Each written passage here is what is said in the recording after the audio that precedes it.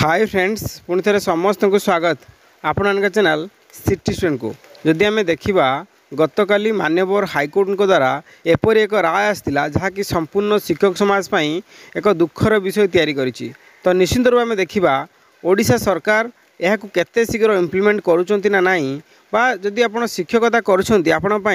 जे teacher eligible test केते दूर बाध्यतामूलक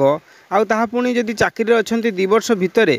आपण ताकू क्लियर करेंगे यहाँ केते दूर संभव निश्चित रूपे आगामी दिन में जना पड़ो। ए नहीं ओडिशा सरकार बा विद्यालय गणशिक्षा विभाग मंत्री ए नहीं कौन निजर मंतव्य प्रकाश करिसेंती चलतु संपूर्ण वीडियो देखिए। जी प्रथम कर सब्सक्राइब करने को जमा भी भूलिबेनी। देखो गतकाली सुप्रीम कोर्ट जो राय देइछंती कि समस्त टीचर जो माने टीटी करी नहांती सेमान को बाध्यतामूलक कही जे समस्ते टीटी करने आवश्यकता अच्छी। ये सुप्रीम कोर्ट रो राय होइथिबा कारण निश्चय आमे विभाग ये उपरे तर्जमा करिबो एवं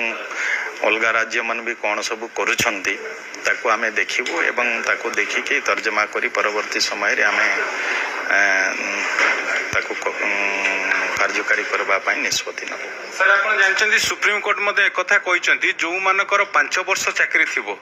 2 वर्ष भितर से टीटी कंप्लीट करा पड़ो नचेत से चाकरी जीव चाकरी छाड़।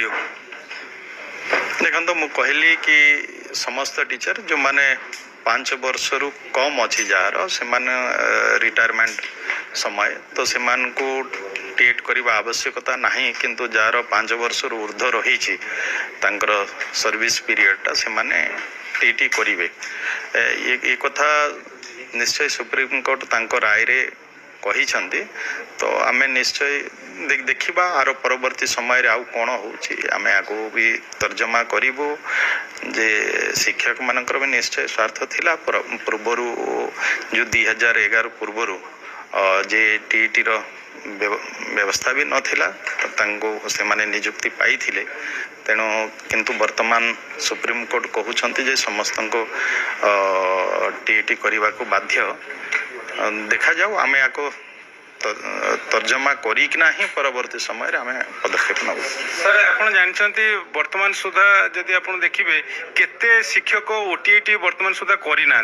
आ जो ओटीटी परीक्षा होता से विवाद आप जानते वर्तमान सुधा डेट मध्य फाइनालिज है नहीं तो ये शिक्षक समाज में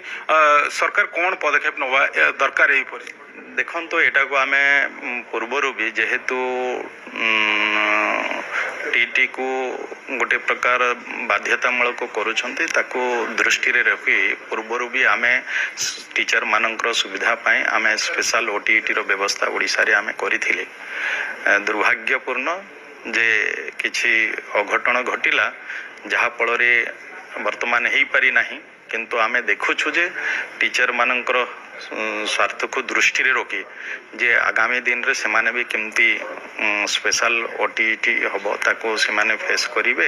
एवं परवर्ती समय से पास हेले भी से मान को निश्चय एतिरे से माने आश्वस्त हेबे तेनो ता पई भी आमे व्यवस्था करिछु आ भावुची मो अति शीघ्र जो पेंडिंग ही रही आमे अति शीघ्र ताको भी स्पेशल ओटीटी कर देबो सेथिरे अनेक जो शिक्षक मान अछंती से शिक्षक मान पास करिवे एवं ये जो समस्या रही से समस्या से माने तार लाभ ने।